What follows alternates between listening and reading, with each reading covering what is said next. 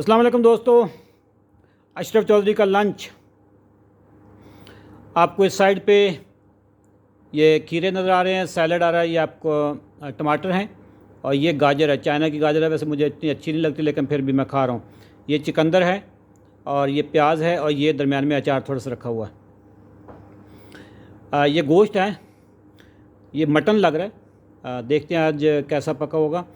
अच्छा, साथ में दही है, ग्रीक योगर्ट है।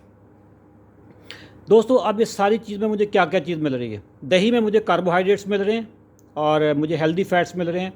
यहाँ पे मुझे फाइबर भी मिल रहा है, लो कार्ब भी मिल रहा है। ये गाजर और चुकंदर में मुझे कार्बोहाइड्रेट्स भी मिल रहे हैं और लो कार्ब हैं और लॉट ऑफ फाइबर। और गोश्त से मुझे प्रोटीन मिल रहा है और गोश्त भी चर्बी वाला है, इसमें फ़ैट्स भी हैं।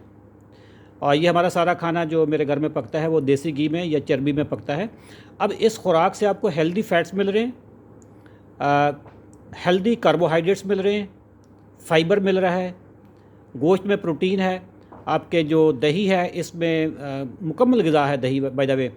इसमें हेल्दी फैट्स भी हैं, हेल्दी कार्बोहाइड्रेट्स भी हैं और प्रोटीन भी है। ये खुराक अगर आप खाएंगे तो आपकी शुगर स्पाइक नहीं करेगी और आप मोटे भी नहीं होंगे। थैंक यू, अल्लाह हाफ़िज़।